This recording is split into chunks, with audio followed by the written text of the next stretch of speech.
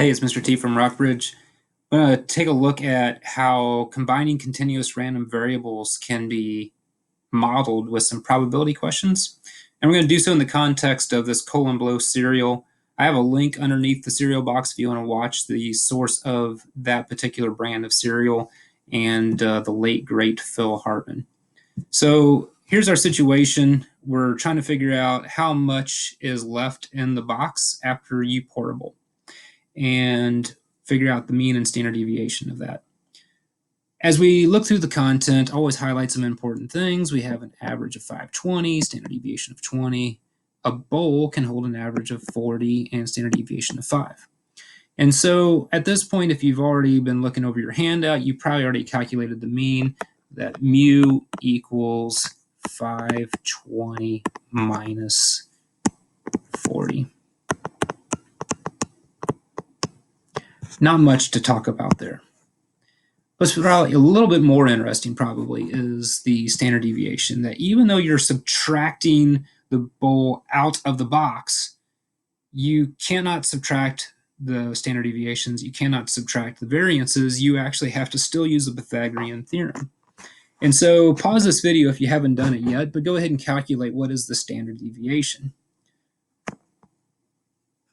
Okay, if you've paused it and given a shot, hopefully you agreed that the standard deviation is going to be the square root of 20 squared plus, not minus, 5 squared, which is about 20.616 grams. And in doing so, you are making an assumption that you can do this math. And anytime in stats that you use some formulas or some models, you need to say, hey, look, I'm using this procedure because. So with this one right here, we need to disclose that I am assuming that I have independence. In this case, we need to assume that we have independence between the box and the bowl. And I think that's a safe assumption to make. So we would say, assuming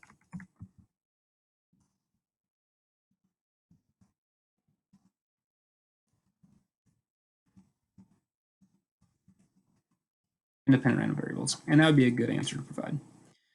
So down here at the bottom, what's the probability that over 485 grams remain in the box? Well, this is a continuous random variable. We can't use basic probability calculations to do anything with that because it's not discrete. So we need to think about what model makes sense. And there's a couple of hints that are always buried in the question.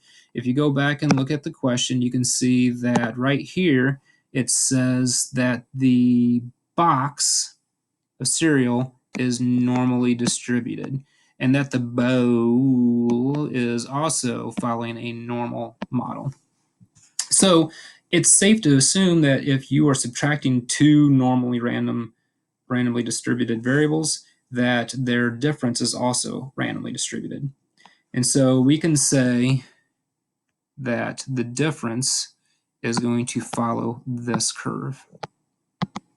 And the center is going to be 480. And the spread is going to be 20.616. And it didn't actually say anything about that, but it's always a good idea to say that, assuming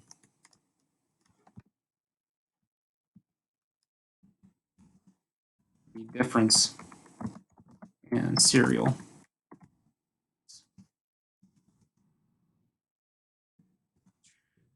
that way you're covering your bases. Anytime you do a calculation, they didn't say use the normal model, so you need to say why you did that.